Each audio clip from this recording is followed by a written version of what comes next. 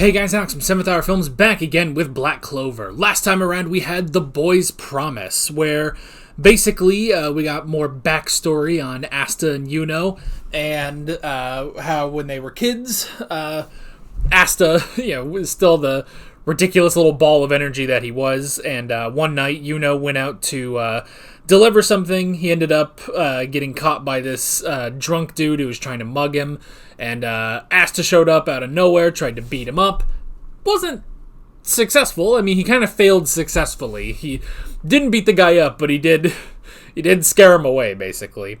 And that's when they made the promise that one of them will become the Wizard King and make their lives so much better. And cut back to the present day, where Asta pulled the mystic giant buster sword from his grimoire and was able to defeat the chain sorcerer, as I'm going to call him. And Asta and Yuno renewed their promises to each other that one of them will become the Wizard King. But either way, they are rivals. So really all nice and good stuff. I guess that's pretty much it. Like always, the reaction is down in the description and in the pinned comment for your viewing pleasure, so let's go ahead and jump right into this episode of Black Clover. Here we go.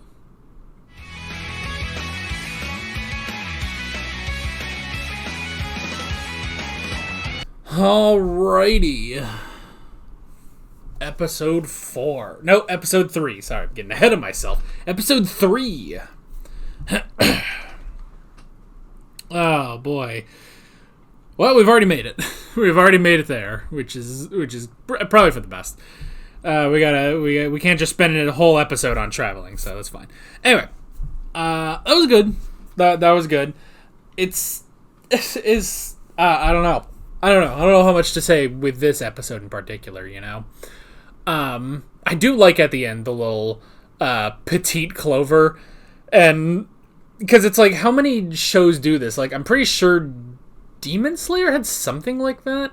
Kinda. They had the like thing, in some episodes, I think it was only in season 1, where instead of the Taisho era secret, it was like Demon Slayer High or something. And I know Attack on Titan had, and that was its own dedicated series, was Attack on Titan Junior High. So I like that they're just like, oh, we'll do this, goofy little thing, which I like.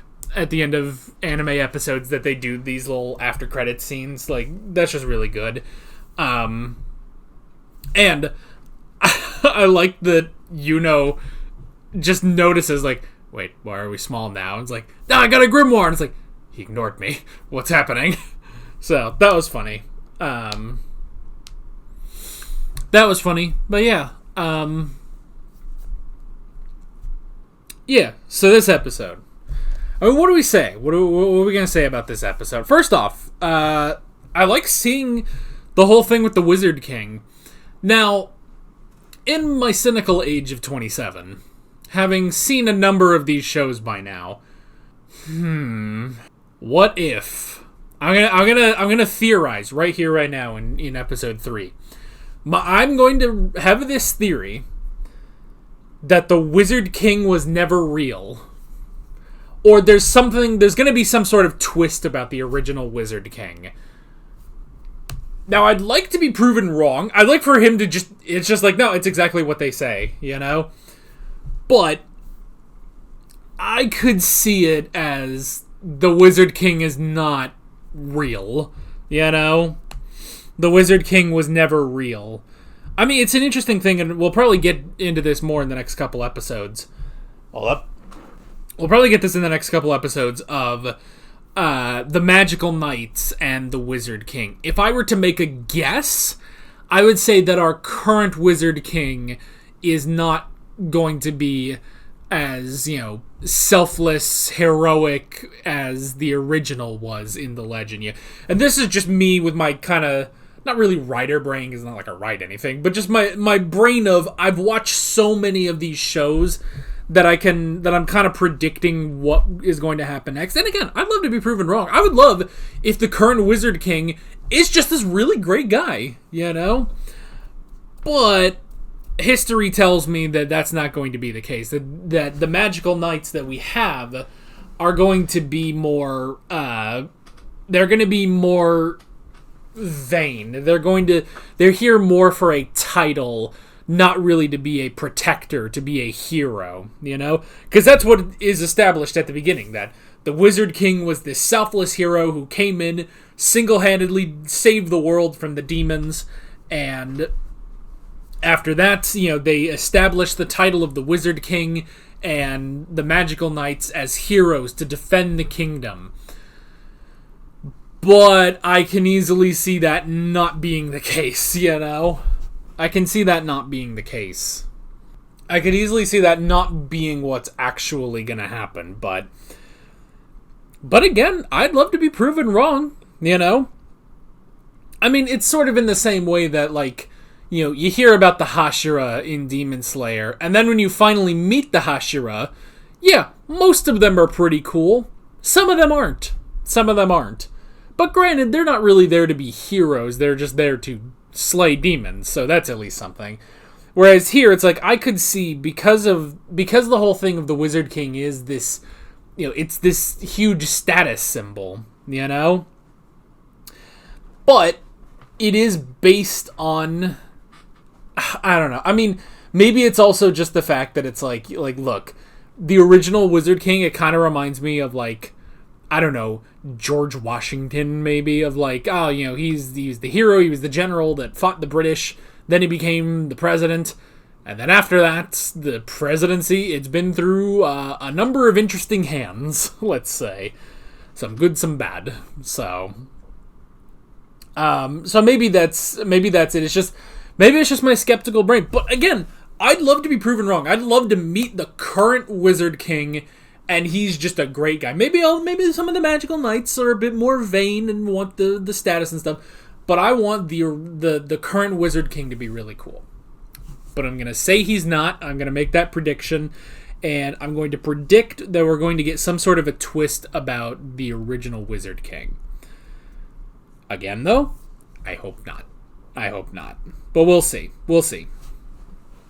And then we had everybody worrying, mainly about Asta. No one's really worried about Yuno.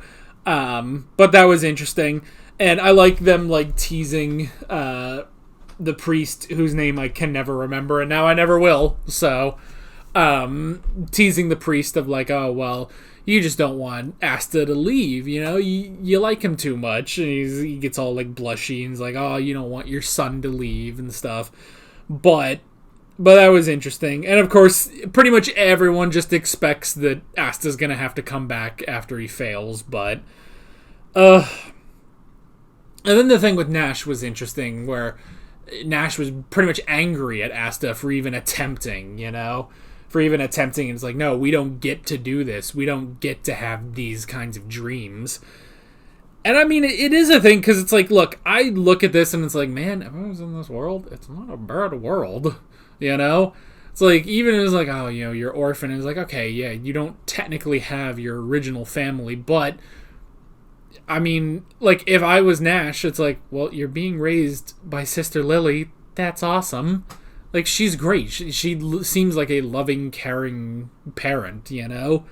So, I don't know. It's just like, I don't know. It seems fine. There's food on the plate, and you're being raised by two people who are genuinely really good people, but yeah, if you're the Disney princess that wants more, sure. I get you, but that was an interesting thing. You know, him basically just being mad is just, no, we can't have this. And I mean, it makes you wonder, like, you know, what goes through his head, you know? Because it's like, clearly, like, I'm pretty sure we saw in the flashback that he was a baby when he was there. The flashback when we saw Sister Lily join the church, basically. But then, so it's just like, you know, I mean, that still has to take a toll on your mind, even, you know?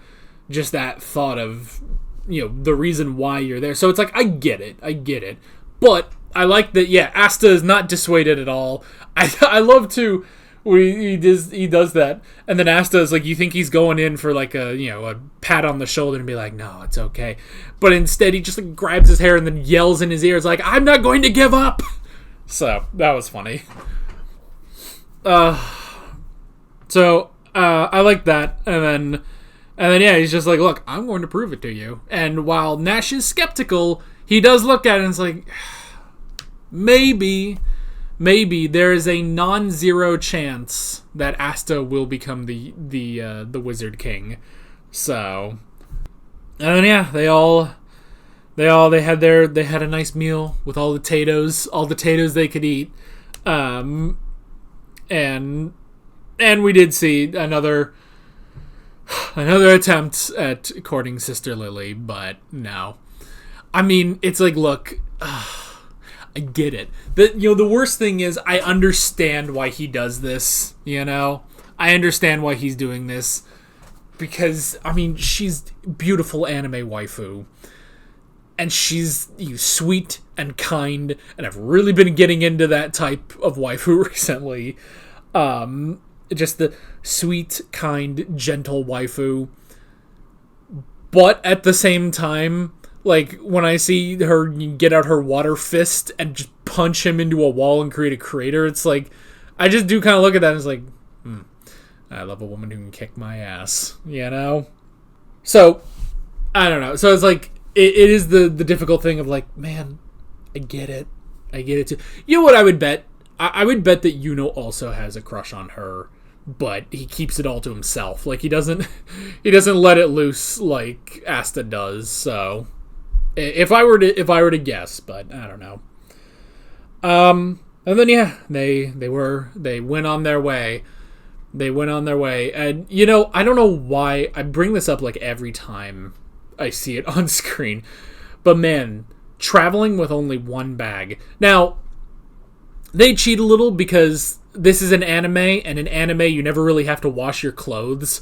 You just like this is one of the greatest things about anime worlds is generally laundry doesn't exist, and so you can just wear one outfit for the rest of your life and it will never be dirty apparently.